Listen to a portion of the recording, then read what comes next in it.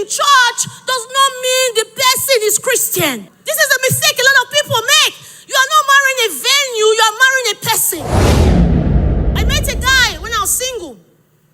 This guy will send me books. In fact, he was my morning devotion.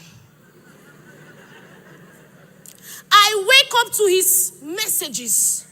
You know what, Anwinli, you need to read so and so. Make sure we finish the book of Acts. But there was no Acts of Christianity with him. Make sure you read the book of Acts. You need to read this book. In fact, he will get me books as gift. Like he was something else. I was like, wow, I've seen the Christian guy. So there was one day, because I came from a broken home, my parents are separated, so I was very intentional about who I chose as a right partner. I was very, very intentional because you see, sometimes where you're coming from, you can make the same mistake if you're not intentional. It's not about deliverance. Somebody can deliver you, but if you're not intentional, you can repeat patterns. I told myself I'll be so intentional about who I choose. I will hear God very well. Hearing God is not cliche, it's a lifestyle. So this guy, he will send me scriptures and all. I told myself I will not be carried away. Because when you are too casual, you become a casualty in marriage. So I was there, I will pray. Every guy that came my way, I will surrender the name to God. Even to my husband, that was my friend. I didn't say, hey, he's my friend, because not all friends are marriageable for you. Can be your friend, but the friendship should not be shifted to marriageship. So that's I prayed this guy, and I started seeing things about him. One day, out of the blues, I called him. I said, hello, I called him. I said, hi, please, I don't know why I'm saying this. Are you with another lady? You know when you're not expecting a question? You know the Spirit of God makes you bear witness on your inside you. That even you sometimes, when you ask questions, you cannot understand why you're asking the questions. You're asking because the Spirit controls you. And so I put my mind and said, are you with someone? The guy was shocked. You know when you're not expecting something out of the blues? He said, confessing. Not once. One time I went to visit him, I saw a picture frame, and I asked him questions straight up. I saw so many things, so many right signs, that if it was by observation alone, I would never have known, because he ticked the list.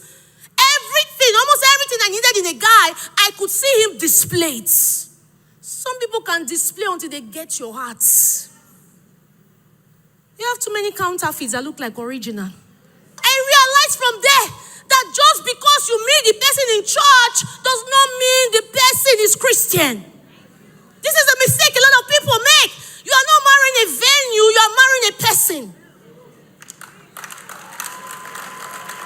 A lot of singles make that mistake a lot. Hey, I found the person in church. I'm not saying finding the person in church is bad. I found my husband in church. But look beyond church and find out, discern who is this person. It can be your fellow chorister in your department. Does not mean that the person is Christian. If I'd go with, he sends me scriptures.